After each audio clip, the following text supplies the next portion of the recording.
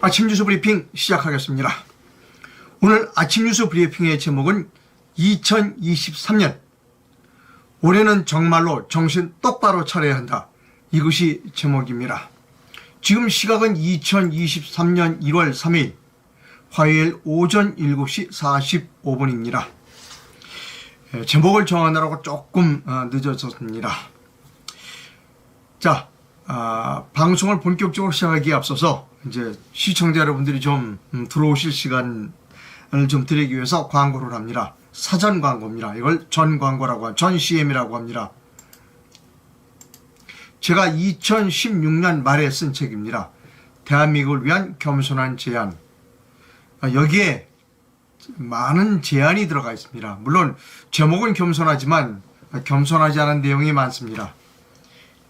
지금 생각하면 제가 5년 전에 이 제안을 했고 우리 사회가 그 제안을 받아들였으면 좋았을 거다라고 하는 생각이 깊이 있게 드는 그런 책입니다. 그래서 다시 한번 여러분께 이 책을 한번 사서 읽어보시면 어떨까라고 권해드리는 겁니다. 책값은 비싸지 않을 겁니다.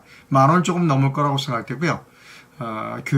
교보문고나 그다음에 ES24 같은 곳에 우편 주문을 통해서 구입하실 수가 있습니다. 이렇게 해서 전 CM을 마칩니다. 이제 시청자분들이 좀 들어오시기 시작했다고 생각해서 본격적으로 방송 시작하겠습니다. 2023년은 매우 중요한 해입니다. 왜냐하면 내년도에 2024년 4월 10일 날 총선이 있습니다. 그래서 올해는 대단히 중요합니다. 내년 총선을 위해서는 선거법을 개정해야 합니다. 그리고 그 주요한 논의가 지금 현재 우리나라 선거구 제도가 마음에 들지 않는다. 그래서 대선거구로 바꿔야 한다는 이야기를 대통령이 해가 바뀌자마자 했습니다.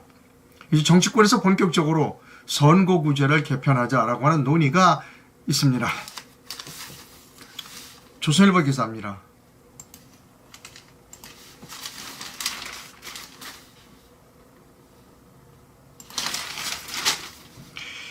윤석열 대통령이 조선일보와의 신년 인터뷰에서 중대선거구제 개편 필요성을 언급하자 정치권의 선거법 개정 논의가 본격화했다.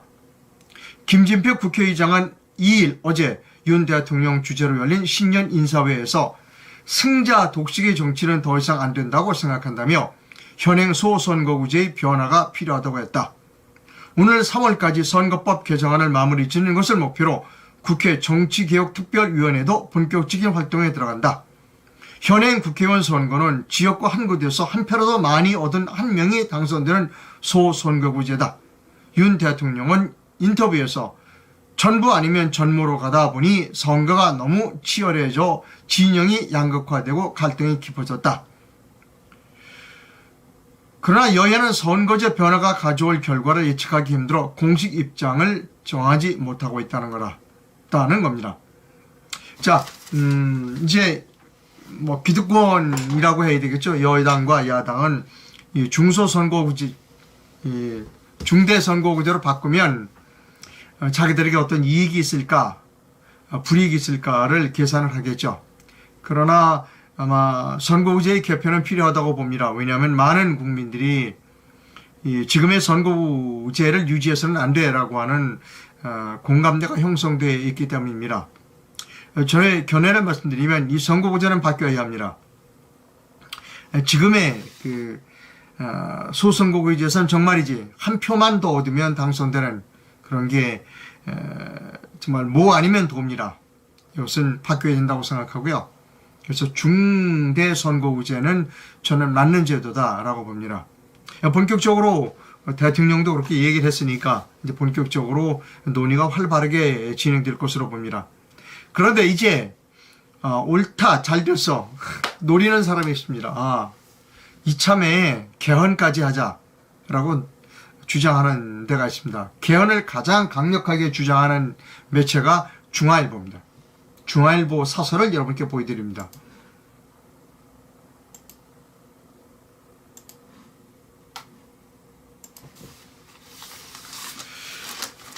거대 양당 독점과 대립의 정치는 선거구제도 바꾸자라고 그랬는데 잘 나가다가 제일 마지막 부분에 이제 본색을 드러냈습니다. 극단적 대립이라는 한국 정치 고질병을 없애고 협치를 복원하려는 선거제도 이외에 제왕적 대통령제의 폐해를 줄이는 권력구조 개편도 필요하다. 김진표 국회의장이 정개특위를 통해 선거법 개정안을 복수를 마련하자고 의원 전회의에 붙인다니 이참에 뭐 떡번기에 제사 지낸다고 이참에 개헌 논의에도 시동을 걸어야 한다. 대선에 이어 새 정부 출범 내내 싸움만 해온 여야는 이에 득실을 내려놓고 정치개혁이 미래로 나가기를 기대한다라고는 중앙일보가 검은 속셈을 드러냈다는 겁니다. 저는 중앙일보의 개헌 논의에 두 가지 이유로 절대적으로 반대합니다. 첫째, 대통령제가 제왕적이라는 것에 대해서 저는 반대합니다. 사람이 제왕적이지 제도가 제왕적이지 않다는 겁니다. 우리나라는 어떤 제도를 택해도 그 실권자가 제왕적 마인드를 갖고 있으면 안 된다는 겁니다. 이제 한 사람에게 권한을 주지 말고 여러 사람에게 나눠주자. 그러면 제왕이 여러 명이 생기는 겁니다. 우리나라는. 그래서 저는 제왕적이다라고 하는 대통령이 제왕적이다라고 하는 데에 반대합니다. 그런 점에 있어서 박근혜 전 대통령이 가장 제왕적이지 않은 대통령이었다고 생각합니다. 가장 제왕적인 대통령은 문재인이었다고 생각합니다. 중앙일보는 사태의 전말을 정확하게 파악하고 있지 못하기 때문에 이 우리나라 대통령 제도가 제왕적이다라는 단어를 함부로 남발하고 있다는 점입니다. 두 번째로 제가 중앙일보의 개헌 논의에 반대하는 이유는 그렇습니다. 지금 현재의 국회가 진짜로 제대로 국민의 민의에 의해서 만들어진 국회가 아니기 때문에 말하자면 허접한 가짜 국회이기 때문에 저들에게 개헌을 할 수 있는 길을 만들어줘서는 안 된다는 겁니다. 저들은 국민들을 위해서가 아니라 자신들의 영구적인 집권을 위해서 계속해서 자기가 정치적 영향 행사할 수 있도록 개헌을 할 것이기 때문에 저들에게 개헌을 맡겨서는 안 된다는 겁니다. 따라서 개헌을 하더라도 제대로 된 국회가 만들어지고 난 뒤에 개헌 논의가 이루어져야 한다고 생각합니다. 자, 이제 본격적으로 오늘 제가 말씀드리고자 하는 바, 여기서 제목을 다시 한번 보여드리려고 가는 것이 좋을 것 같습니다. 오늘 제목은 다시 한번 보여드립니다만 이겁니다. 2023년 올해는 정말로 정신 똑바로 차려야 한다는 겁니다. 자, 아까도 말씀드렸습니다만 내년도에 총선이 있습니다. 그래서 올해 모든 것들을 제도고 이런 것들을 다 새롭게 만들거나 폐지하거나 그래야 된다는 겁니다. 그래서 우리가 정신을 똑바로 차리지 않으면 중대 선거구 이거 좋아. 우리가 정신 똑바로 차리지 않으면 개헌으로 갈 수도 있다는 겁니다. 자, 왜냐하면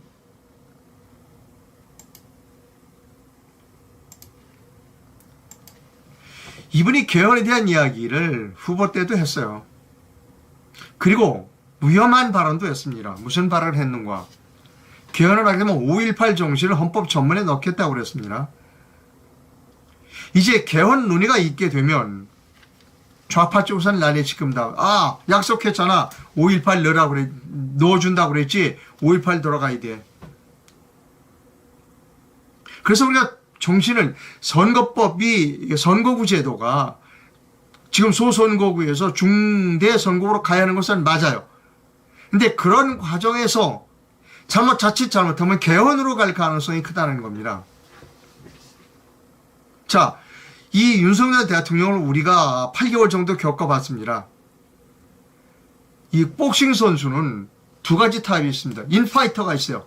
그냥 치고 들어가서 공격하는 그 인파이터가 있고, 아웃복싱하는, 즉 슬슬 도망다니면서 기회를 보면서 툭툭 던지는 아웃복서가 있습니다. 윤석열 대통령은 우리가 파이터인 줄 알았는데 전혀 아니었습니다. 아웃복서입니다. 즉 주변을 빙빙 도는 사람이라는 겁니다. 윤석열 대통령이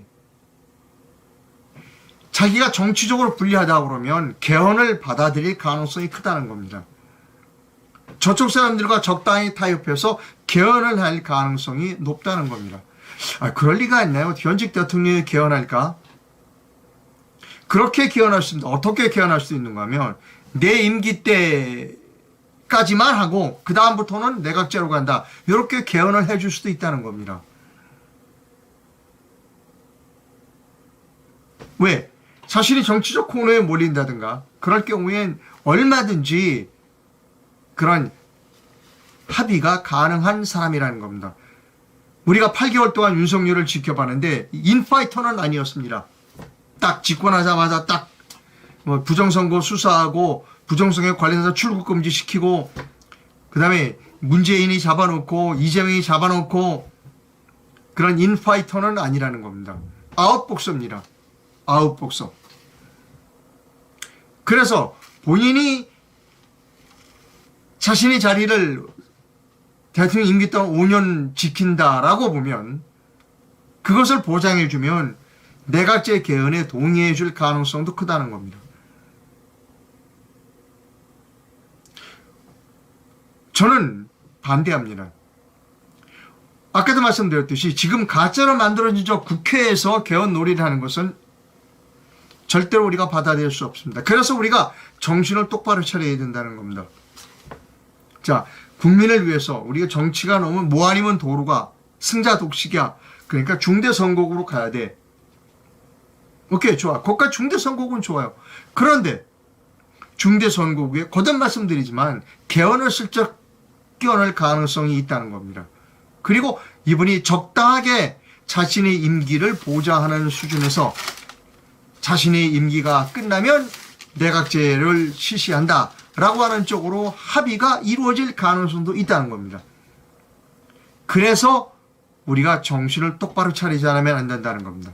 또 하나, 우리가 정신을 똑바로 차려야 할 이거보다 더 큰 이유가 있습니다. 왜냐하면 지금 현재 대한민국에는 우파를 대변할 수 있는 정신적 지도자가 없다는 겁니다. 조영환 그 독립 언론인, 이분은 사회운동을 많이 하신 분이죠. 조영환 씨의 페이스북 글을 여러분께 인용해 드립니다. 매우 시사하는 바가 큽니다.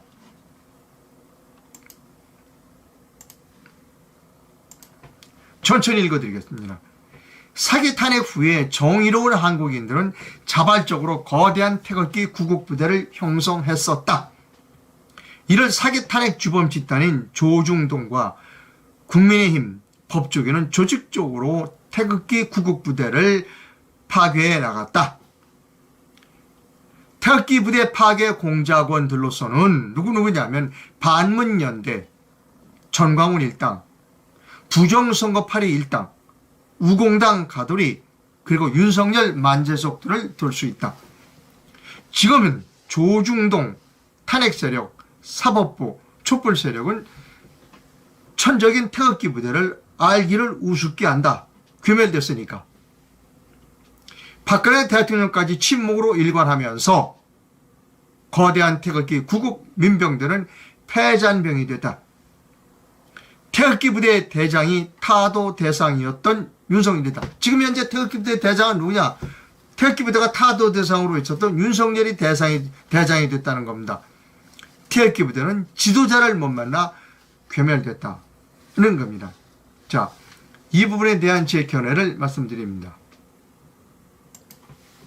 정말이지 우리 우파에는 제대로 된 후보가 아니라 제대로 된 지도자가 없다는 겁니다. 왜냐? 제대로 된 지도자는 전부 윤석열이 잡아가뒀어요. 자기가 검찰에 있을 때, 검찰총장할 때 제대로 된 우파 지도자들은 다 검찰에 잡아가두고 아무도 없으니까 이제 자기가 대통령 나온 거예요. 여러분, 그거는 솔직히 인정해야 합니다. 윤석열 대통령도 그 부분은 솔직히 인정해야 됩니다. 쓸만한 사람 다 감옥에 가둬버리고 자기가 대통령 됐다 라고 하는 것을 윤석열 대통령도 인정해야 한다는 겁니다. 자, 이제 그럼 현재 우파의 지도자는 누가 있느냐? 없습니다. 우리가 정광훈 목사님이 가지고 있는 한계를 분명히 알았어요. 그리고 우리 공화당이 가지고 있는 한계도 분명히 알았습니다. 이런 상태에서 우리가 2023년 대단히 중요한 이 한 해에서 우리가 어떤 자세를 택해야 하느냐는 겁니다. 그래서 저는 이렇게 생각하고 여러분께 이렇게 말씀드리고자 합니다. 이분에게 빚을 갚으라고 해야 하는 겁니다. 자, 당신이 쓸만한 우파 지도자 다 감옥에 보냈잖아. 그러니까 미안하니까 이번에 사면시켜줬지. 죄도 없는 사람 다 감옥에 가뒀잖아. 그 죄를 당신이 인정해. 그래서 당신이 대통령이 됐으니까 이제 우리에게 빚을 갚어. 당신이 예뻐서 찍어준 거 아니야. 가슴속에 폭포처럼 흘러내리는 눈물을 머금고 우리가 이재명이 때문에 당신을 찍어준 거야. 당신은 이재명이 때문에 대통령 된 거야. 자, 빚을 갚어. 우리 태극기 부대의 부채를 갚어. 라고 얘기하는 겁니다. 개헌 같은 소리 하지도 말고 똑바로 해. 이재명이 빨리 감옥 보내고 그리고 문재인이 빨리 감옥 보내. 라고 우리가 윤석열 대통령에게 빚쟁이가 빚독촉하듯이 계속해서 말을 해줘야 한다는 겁니다. 우리가 해야 합니다. 이제 우파의 어떤 지도자도 그런 이야기를 하는 사람이 없습니다. 목사님도 요새 그런 얘기 안 하더라고요. 뭐 주사파 척결 이런 얘기만 해요. 목사님도 빚 갚으라고 해야 된다니까요. 목사님이 크게 도와주셨죠. 이분 대통령 되는데 목사님이 크게 도와주셨습니다. 목사님이 글쎄 당 만들으라고 그래서 당 만들었잖아요. 그리고 그 당에서 후보까지 뽑아놓고는 싹 이 양반한테 돌아섰잖아요. 목사님 덕이 커요. 목사님도 빚 받아냈어요, 이분한테. 그런데 목사님이 지금 외치는 구호는 그게 아니야. 주사파 척결이야. 아니, 주사파 척결보다는 아주 실질적인 주장을 해야 된다는 겁니다. 빚 갚으세요. 윤석열 대통령, 당신 빚 갚아. 라는 주장을 해야 한다는 거예요. 근데 아무도 지금 우파의 지도자 중 누구도, 유력 있는 지도자 중 누구도 윤석열 대통령한테 빚을 갚으라고 얘기하는 사람이 없다는 겁니다. 그래서 우리가 각 개인이 중요하다. 우리가 기회 있을 때마다 윤석열 대통령은 당신은 채무자야. 우리는 채권자니까 빚을 갚어. 빨리 갚어. 라고 주장해야 한다는 것입니다. 그래서 2013년은 대단히 우리가 정신을 번쩍 차리지 않으면 안 된다는 겁니다. 자, 여기서 잠깐 쉬어가겠습니다. 쉬어가는 의미에서 광고 하나 합니다.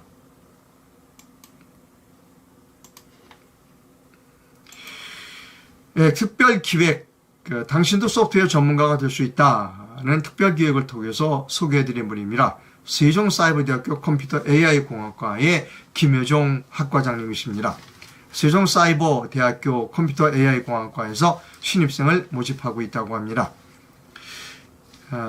놀라운 사실은 뭐냐면 사이버대학교 컴퓨터 AI공학과에 고등학교 졸업생만 오는 곳은 아니고 대학교를 졸업한 사람, 지금 직장에 다니는 사람, 그리고 정년퇴직하신 분들도 많이 문의를 하고 있다고 합니다. 왜냐하면 앞으로 이 세대는 세상은 AI 세대다라는 것을 사람들이 피부로 느끼고 있기 때문이라고 합니다.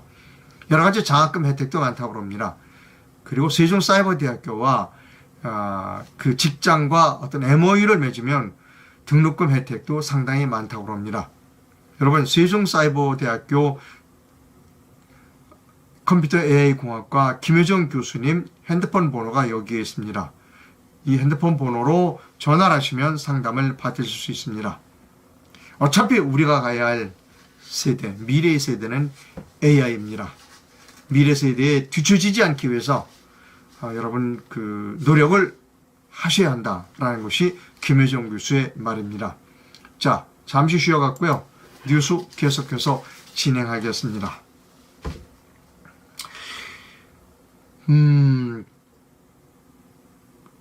아까 이제 빨리 이재명을 구속시켜야 한다.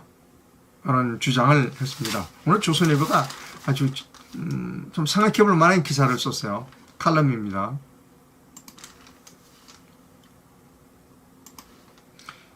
기자의 시각. 검찰이 방탄 국회를 뚫는 법이 있다는 거예요. 어? 그래? 그래서 제가 이제 봤죠. 그때 중요한 부분이 이겁니다. 방탄 국회를 뚫는 법이 없는 것도 아니다. 예전에 입법 로비 대가로 돈을 받은 새정치민주연합의 신계륜, 신학용, 김재현 의원에 대해 검찰은 2014년 7월 국회 회기 종료날 전격적으로 구속영장을 청구했다. 임시국회 소집은 사흘 전에 공고해야 한다는 국회법을 이용하는 것이다. 아, 그렇군요. 임시국회를 소집하려면 사흘 전에 공고를 해야 된다. 그러니까 본회의가 끝나고 임시국회 하려면 사흘간 공고기간이 있어야 되는데 그 사이에 검찰이 구속영장을 신청한 겁니다.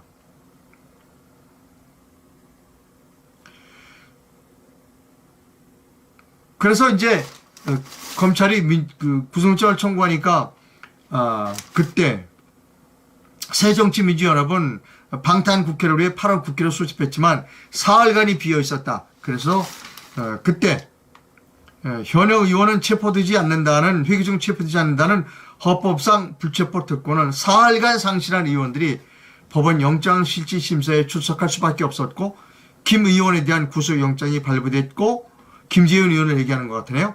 몇 년 뒤 세 사람 모두 대법원에서 징역이 확정됐다는 겁니다. 야, 그래서 이제 저도 이렇게 생각했어요. 그러면 이번에도 본회의 끝나면 곧 본회의가 끝나니까 사흘간의 기간이 있으니까 그때 노웅래도 다시 구속영장 청구하고 이재명이도 그때 잡아들이면 되는 거 아니냐 그랬더니 자세히 읽어보니까 그건 아니에요. 왜냐하면 그래서 이 사람들이 국회 회기 본회의 끝나기 전에 다음날 맞바로 임시 국회를 열자라고 제안해놨다는 겁니다. 그러니까 사흘간의 공백 기간을 두지 않겠다는 게 저들의 속셈이라는 겁니다. 그렇다면 어제도 말씀드렸지만 본회의 끝나면 임시회의, 임시회의 끝나면 본회의, 본회의 끝나면 임시회의 이렇게 하다 보면 내년 4월까지 가고 내년 4월 그러니까 3월이나 이때 이재명이는 다시 입후보하고 선거관리위원회에다가 국회의원 입후보하면 등록하면 체포 안 됩니다. 그 다음에 또 당선되고 그러면 또 5년 가는 거예요. 오늘 지금으로부터 하면 5년 가는 이재명은 앞으로 5년 동안 체포 안 된다니까요. 여러분 이게 현실이에요. 이재명이 체포 안 돼요. 5년 동안. 그래서 제가 이 가짜로 만들어진 저 국회의원을 깨야 된다고 제가 여러 번 말씀드린 겁니다. 아무 일도 못해요. 아무 일도.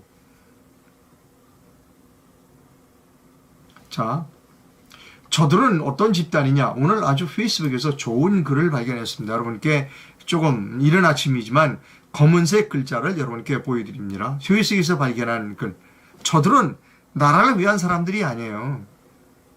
이런 사람들입니다. 이렇게 정치를 해온 사람들이에요. 소위 시체팔이한 사람들입니다. 이 글을 쓰신 분의 성함은 제가 밝히지 않겠습니다. 언제부턴가 한국의 민주화 운동은 상주화 운동으로 진행되고 있다. 5.18 상주화 운동, 세월호 상주화 운동, 이태원 상주화 운동이라는 겁니다. 이재명이가 1월 2일 어디를 간 줄 알아요? 윤석열 대통령은 국립묘지 간 걸로 제가 알고 있어요. 이재명이는 어디를 갔다고요? 이태원 갔어요. 이태원. 저 사람들은 지금까지 시체팔이 해서 돈 벌고 집권한 사람들이 저 사람들이에요. 그리고 이제 아주 기술이 뛰어나. 감옥에 안 가는 기술이 이제 상당히 발전됐어. 불체포 특권, 그 다음에 본회의와 임시회의고 사흘도 없애. 그냥 맞바로 본회의 끝나면 그 이튿날 그냥 임시회의 가자라고 하는 게 저들이에요. 이게 현실입니다. 지금 윤석열 대통령 끌려다니고 있어요. 이 가짜 국회의원들 때문에. 깜짝 놀랄만한 기사 여러분께 하나 소개해 드릴까요? 우리가 원전 복원해라 윤석열 대통령이 그렇게 얘기했죠. 제대로 되고 있나? 천만의 말씀. 저도 이 기사 보고 깜짝 놀랐어요. 매일경제신문 기사입니다.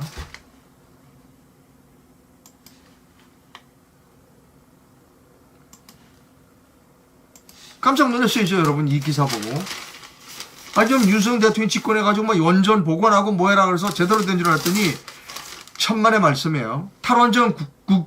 탈원전의 국익 자해 세력과의 싸움은 아직 끝나지 않았다. 매일경제의 박봉건 논설위원이 쓴 기사입니다. 주요 부분을 읽어드릴게요. 전 정권의 알박기한 탈원전 세력은 우리 사회에 깊고 넓게 뿌리를 내리고 있다. 윤석열 정부의 첫 에너지 정책인 10차 전력수급 기본계획, 전력수급 계획은 10차, 10번째. 윤석열 정부의 첫 에너지 정책인 10차 전력수급 계획은 탈원전 세력이 여전히 건재함을 보여준다. 윤석열 대통령도 그 계획을 세웠는데 아니라는 겁니다. 아직도 탈원전 세력이 득세하고 있다는 거예요. 표면적으로는 문 정권 때보다 원전은 키우고 신재생 에너지 비율은 줄인 것처럼 보인다. 그러나 이면을 대보면 그게 아니라는 겁니다. 하지만 사실은 영 땅판이다. 문 정권은 박근혜 정부 때 일부 용지까지 사들여서 이제 원자력 짓기 위해서 원자력 부지 용지까지 사들인 천지 대진 신규 원전 4기 건설 계획을 막무가내로 백지화했어요. 문재인이.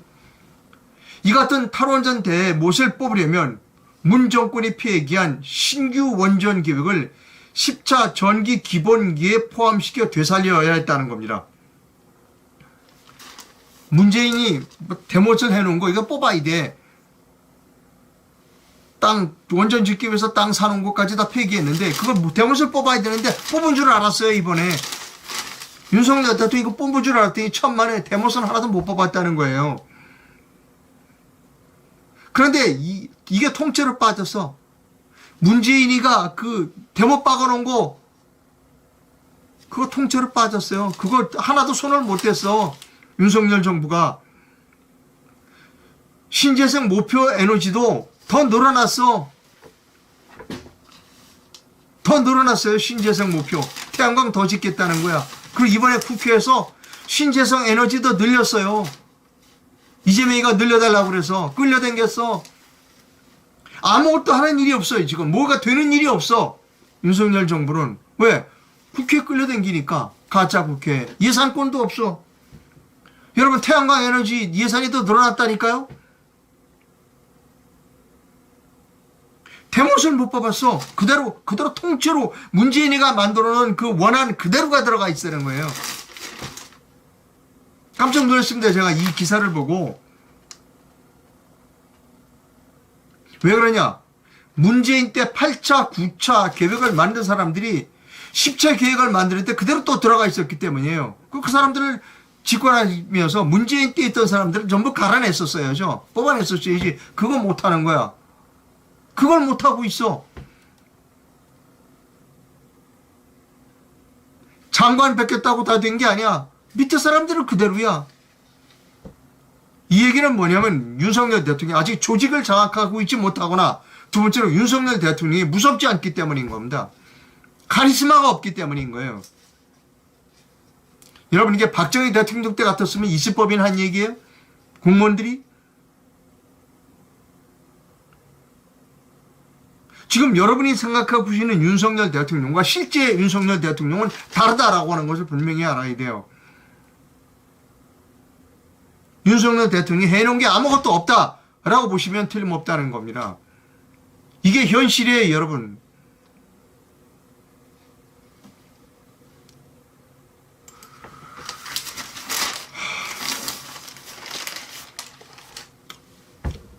자, 오늘 아침 기사 하나 보여드립니다. 좀 다른 얘기지만 강남 3구 용산 빼고 부동산 규제 지역 전부 다 푼다는 겁니다.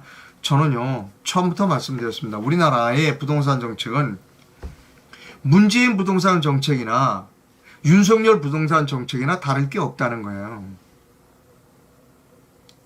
왜냐하면 국가는 커다란 산업 정책이 있어야 되고, 산업 정책 밑에 도시 정책이 있어야 하고, 도시 정책 밑에 부동산 정책이 있어야 되고, 부동산 정책 밑에 가격 정책이 있는 거예요. 지금 부동산 가격이 오르고 뭐 그래서 거래가 이루어지지 않아. 이거 큰일 났어. 그러니까 어떡하냐? 규제를 푼다는 거 아니에요. 가격 때문에 규제를 풀었다가 조였다가 이거는 똑같아요. 윤석열 때나 문재인 때나 달라진 게 아무것도 없다는 겁니다. 기본적으로 저는 국가가 부동산 시장에 간섭하지 말라는 겁니다. 왜 강남 3구 용산을 뺄 필요가 뭐 있어요? 강남, 용산, 강북 내버려도 경쟁하도록 내버려 주는 거예요. 국가가 부동산 시장에 개입했기 때문에 이런 문제가 생기는 거예요. 여러분, 우리나라 사람이 지금 집 없는 사람이 있어요? 없다니까요? 집 다 가지고 있고, 그리고 전세 다 살고 있고, 월세 다 살고 있어요. 그 집이 어디냐의 문제일 따름이지, 그게 서울이냐, 서울, 강남이냐, 어디냐의 문제일 따름이지, 집의 숫자가 부족하지 않다는 겁니다. 내버려 두세요. 경제 원리에 따라 내버려 두면 모든 것이 해결돼요. 강남이 비싸? 그럼 강북 개발하겠죠. 왜 강북의 용적률, 내가 용적률 2000%, 3000% 쓰겠다라고 하면 내가 허가하라는 거예요. 왜 막느냐고요. 자금이 필요합니다. 오케이. 국민연금이 투자해주면 돼요. 거기서 수익이 많이 나와. 그럼 국민연금이 부자가 되잖아요. 국민연금이 부자가 된다. 누가 좋아요? 국민들이 좋아하겠죠.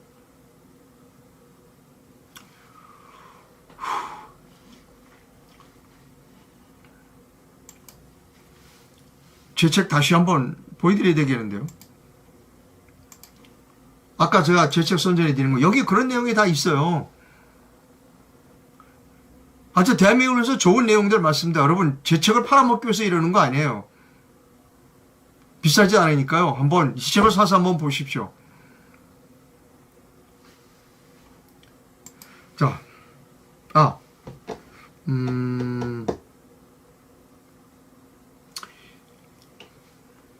광고 하나 하고 가겠습니다. 조금 흥분해서, 시각이, 그러니까, 이 좋지 않으신 분들, 시력이 나쁘신들을 위한 광고입니다. 이건데요. 세계적인 축구선수 메시가 사서, 메시는 돈이 많잖아요. 그러니까 이걸 많이 사가지고 전 세계에 이제 시각, 눈이 좀 잘 안 보이는 분들에게 나눠줬다는 겁니다. 메시 광고를 조금만 보여드리면, 잠깐만 보여드릴게요.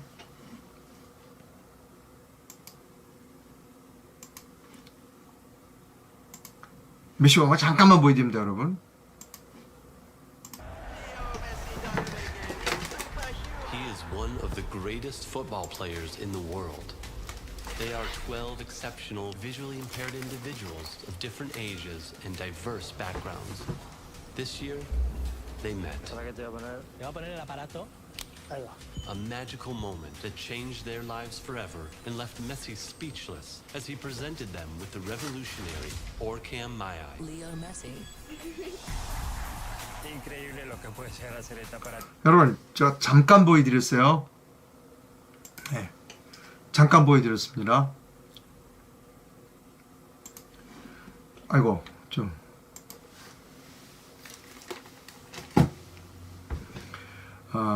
이 회사입니다. 여기 지금 이분이 요 안경에 저거 기구를 하나 붙이고 있죠. 이 기구를 붙이고 이거 책이나 뭘 보면 그냥 소리로 읽어주는 겁니다. 그래서 제가 그 원리를 설명을 좀 해드리겠습니다. 작동 원리를 설명드립니다. 이렇게 자그마한 기계를 자기 안경에 부착합니다. 그리고 자기가 읽고 싶은 책을 읽습니다. 이 책은 최근에 출판된 프랑스 교육처럼이라고 하는 책입니다. 읽고 싶은 부분을 손으로 이렇게 가르칩니다. 공부 홈페이지에는 유치원을 다음과 같이 정리하고 있다. 유치원의 주요 임무는 아이들이 인격을 배우고 개성을 드러내 보이며 스스로를 개발하기 위해 학교에 가고 싶게 만드는 것이다. 학교란 아이들이 함께 배우고 생활하는 공간이다. 예, 여러분 이렇게 하는 겁니다. 재밌죠? 예, 여러분 자세한 것은 여기 올케메이라고 하는 회사로 전화를 하시면 됩니다. 지금 여기 전화번호가 있습니다. 이 전화번호로 전화를 하시면 자세한 상담을 받을 수 있다. 제가 이 광고를 해드린 이유는 뭐냐면 시력을 거의 상실하신 분들에게는 매우 유용할 것 같다 라고 해서 여러분께 소개를 해드리고 있습니다. 계속 광고 뉴스 진행하도록 하겠습니다. 이 제품입니다. 이거 뉴스 계속 진행하도록 하겠습니다.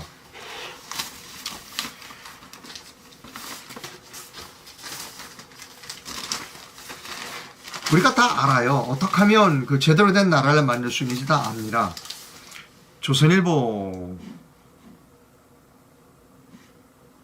기사를 여러분께 보여드립니다. 농민에게 탈농을 할 자유를 허가해라 라고 하는 칼럼입니다. 안민정책포럼 이사장이시며 전 한국경제자총협회 회장이신 박병훈 씨가 조선일보에 기고한 칼럼입니다. 쌀값 하락 막으려고 1조 원을 들여서 작년에 쌀 45만 톤을 창고에 넣어놨다는 겁니다.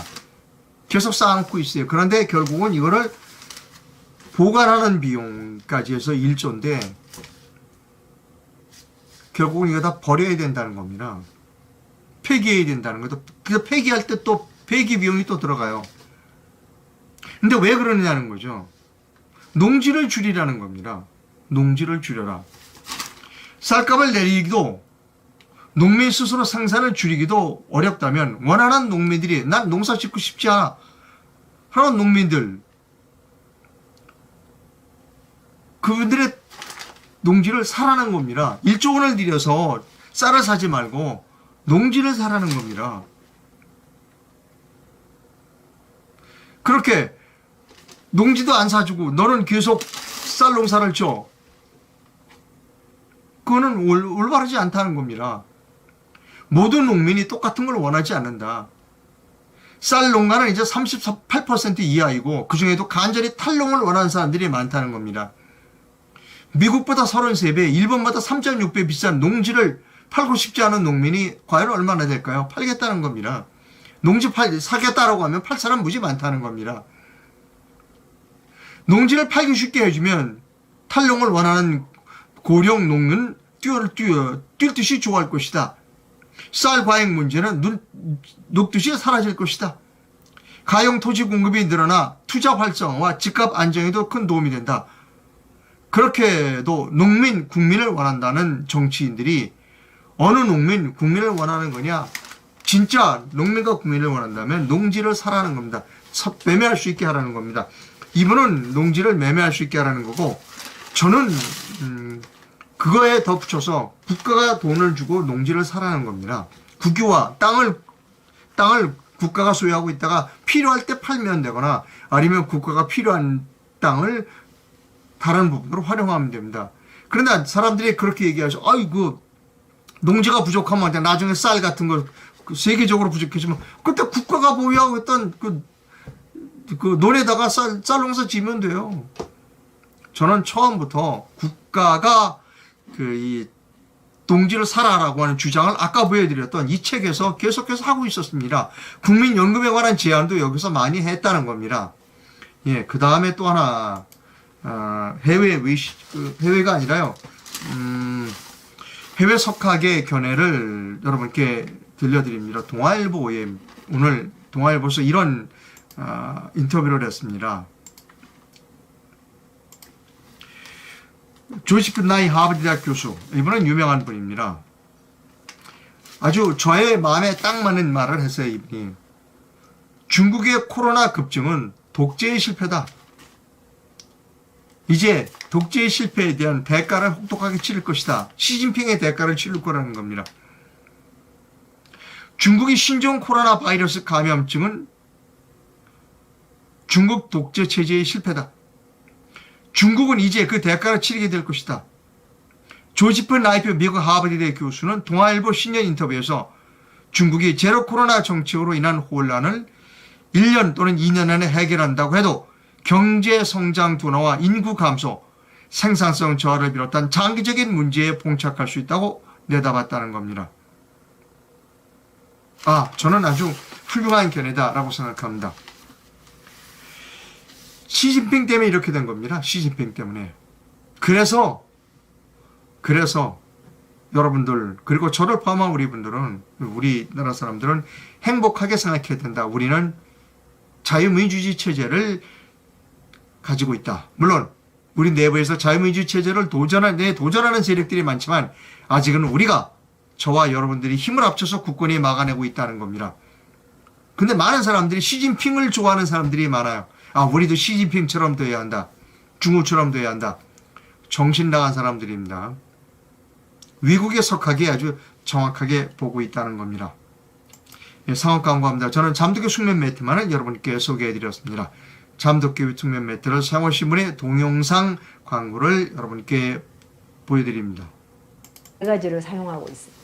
주무실 때 안대하고 주무세요? 네. 예. 잠도교비를 사용하시고 언제부터 효과를 어떻게 보셨나요? 제가 첫날 이튿날서부터 잠을 잘 자는 거를 옆에서 더 많이 느끼는 거예요. 저보다도. 제가 원래 잠이 굉장히 예민하고 잠이 들어도 이 조그만 소리에도 깨고 또 한 번 깨면은 잠을 잘 다시 못 들고 그랬는데 제가 다시 잠이 들고 웬만한 소리에는 잘 깨지도 않고 그러니까 옆에서 더 이 잠도깨비의 효과는 정말 놀라울 정도라고 40년 같이 살면서 정말 얼마나 제 잠에 대해서 그거를 본인이 옆에서 더 깨닫는 거예요. 이제 잠에 대해서 말씀해 주셨고, 예. 이것을 사용하시고 통증은 어떠신지 좀 말씀해 주십시오. 항상 남아있던 그 통증이 거의 한 6개월 정도 남아있던 통증이 잠도깨비를 사용하고 한 사흘 되니까 그냥 약간 그 무감각한 느낌이었었어요. 그런데 일주일 지나 2주일 지나고 보니까 그 통증이 없어진 거예요. 그래서 제가 그리고 이 매트리스가 배달 오던 날 그때까지도 이 목 여기가 이렇게 잘 안 돌아가고 이렇게 좀 굳어가지고 있었거든요. 근데 그것도 자연스럽게 없어졌더라고요. 항상 그냥 없어지질 않거든요. 뭐 한의원 처치를 한다 할지 그렇게 해야만이 없어졌던 통증이거든요. 그게. 그래서 제가 정말 신기하다고 느꼈죠. 예, 여러분 제가 지금 조끼를 입고 있습니다. 잠도깨비에서 만든 조끼고요. 이 조끼가 지금 아주 유행이라고 합니다. 인기가 있고요. 아까 동영상에서 보여드렸던 잠도깨 숙면 매트를 구매 또는 렌탈하시는 분에게는 이 조끼를 1월 말까지 증정해 드린다고 합니다. 이 전화번호로 전화를 하시면 상담을 받을 수 있다고 합니다. 댓글이 들어와 있는지를 살펴보도록 하겠습니다.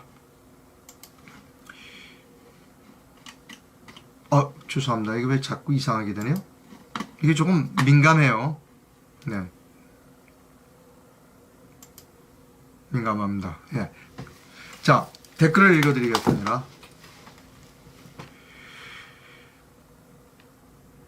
네. 기왕 선거법 개정하면 여러 가지를 해야 될 게 많다는 거죠. 국회의원 숫자도 좀 줄이고, 그 다음에 사전선거 제도도 폐지하고, 그런 일을 해야 됩니다. 이번에 그런 논의도 좀 이루어졌으면 합니다. 윤석열 대통령은 자유를 상당히 강조해요. 자유민주주의의 가장 근간은 선거제도입니다. 가짜로 만들어진 국회의원을 그대로 내버려 두고 자유를 그렇게 강조하는 것이 글쎄 저는 조금 제 양심상 용인되지 않는 것 같다는 겁니다. 내각제 기한은 자기들끼리 대대손손 권력을 나눠먹기라는 겁니다.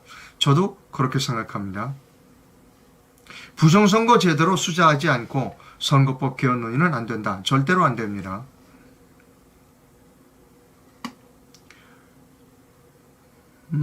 우리공화당 말씀을 많이 하는데요. 우리공화당 서울역 집회가 1월 7일 12시라고 하셨어요. 1월 7일 날 12시에 우리공화당 서울역에서 집회를 한다는 겁니다. 제가 우리공화당 여러분께 말씀드릴게요. 우리공화당도 전략적 목표를 갖고 행동하라는 겁니다. 집회를 갖는 것이 목적이어서는 안 된다는 겁니다. 무엇이 우리공화당이 추구하는 목표냐는 거죠.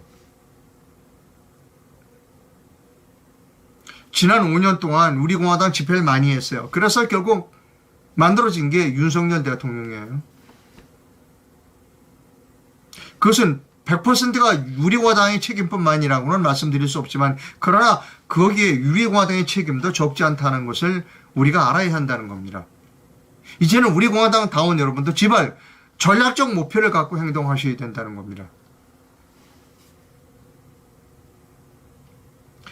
예, 이상로 기자님이 국민연금 투자 운용 방안에 적극 찬성한다고 하시는 분이 있습니다. 제가 말씀드린 국민연금 방안은 이렇습니다. 국민연금은 재보험으로 남고 국민보험금에 의무를 둬라. 의무연금으로 가라. 국민연금은 재보험으로만 나와라. 그리고 국민연금을 납부하는 사람들은 운용사를 자기가 택하도록 하라는 겁니다. 삼성증권을 가던 미래에셋을 가던 그건 본인이 알아서 하라는 겁니다. 거기다 돈을 더 붓던 그건 본인이 알아서 하라는 겁니다. 쓸데없이 국민연금이 국가가 독점하다 보니까 책임지는 사람이 없어요. 연금 운영에 대해서 책임지는 사람 없고 그리고 돈을 갖고 있으니까 쓸데없이 요거 내가 좋아하는 사람 저기 사장 보내야지. 그 다음에 여기 저기 뭐 사회에서 보내야지. 연금 사회주의로 가는 겁니다. 마침 연금 사회주의 잘 꺼내놨나요 제가? 예. 우리나라의 그 연금 국민연금은 지금 연금 사회주의로 가는 겁니다. 국민연금 바꿔야 합니다. 예. 방송 시청해주신 시청자 여러분 대단히 감사합니다. 2014년은 대단히 중요한 한 해입니다. 그리고 지금 우파에 마땅히 따를 만한 지도자가 없다는 겁니다. 우리가 그 우파의 지도자라는 사람들이 한계를 분명히 알았기 때문입니다. 따라서 이제 여러분 각자가 채권자가 돼서 윤석열 대통령에게 빚을 받아내야 한다는 겁니다. 두 눈을 부릅뜨고 그리고 목소리를 높여야 한다는 겁니다. 사사건건. 방송 시청해주신 시청자 여러분 대단히 감사합니다. 날이 계속해서 춥습니다. 건강 조심하시기 바랍니다. 시청해주셔서 대단히 감사합니다.